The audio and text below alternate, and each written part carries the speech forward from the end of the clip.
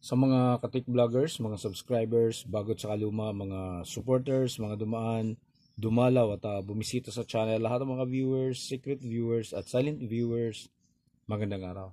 So dito tayo sa isang portable personal turbo fan, isang GIS Live. So bakit nga ba wala tayong makikita dito sa YouTube na gumagawa or nagbubukas ng ganito? So itong modelo kasi ng ganito ay hindi to katulad ng iba, tsaka yung ibang brand na meron siyang screw o kaya clips. So sa madaling salita, itong ganito ay hindi mo basta-basta nabubuksan. So ang choice mo lang dito ay lalagariin yung tagiliran.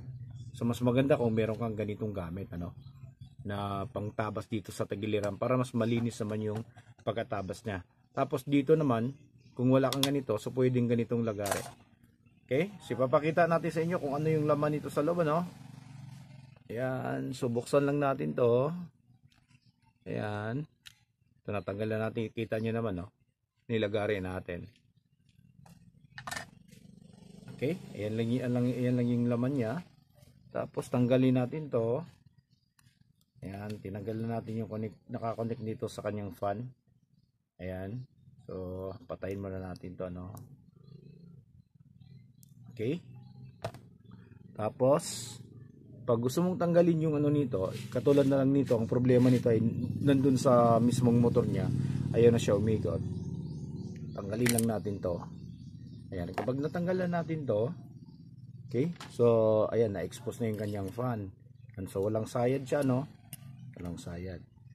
So ngayon, para matanggal mo to, ma-check mo yung motor niya kung anong problema, dito ka magsungkit. Saan ba yung panungkit natin?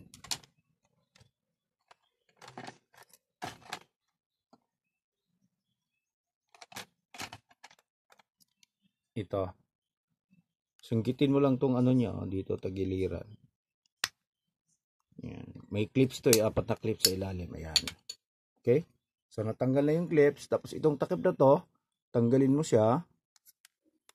Tapos may makikita kang lock dyan sa loob, plastic lock. So tanggalin mo yung plastic lock. Kapag natanggal mo na yon, so pwede mo na siyang itulak papunta doon. Ayan. Okay, so makukuha mo na to. Ayan. So kapag gusto mo naman tanggalin tong itong motor na to, ayan, kung makikita mo sa loob, ayan, parang may busing siya. Yun naman yung itutulak mo. Okay? Pag naitulak mo na yun, ayan. Pag naitulak mo na ng ganun,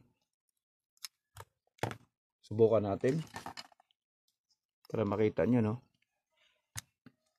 So, kapag bago pa, kapag hindi pa siya natanggal ng iba, so kailangan mo talaga siyang pukpukin.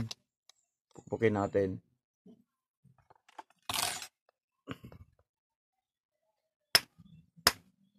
Para malaglag. Ayan. Okay, so nalaglag na siya. Ito, ayan siya. So nalaglag na siya. So pwede mo nang pwede mo na tong ganyanin. Ayan. Ayan. At saka pwede mo nang umpisang i-troubleshoot kung ano yung problema, bakit ayaw umikot. So, ganun lang yung gagawin natin. Ayan, kita nyo naman, walang screw. Yung screw nito, dito, kabitan ng screw, ayun yung kinakabitan ng board. Ito, dalawa. Ayan siya, ayan, So, saradong-sarado talaga yan. Yung isa, ayan, saradong-sarado yan.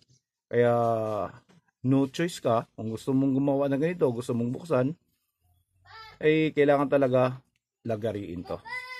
Okay, so hanggang dito na siguro tayo. Sana makakatulong to. So maraming salamat.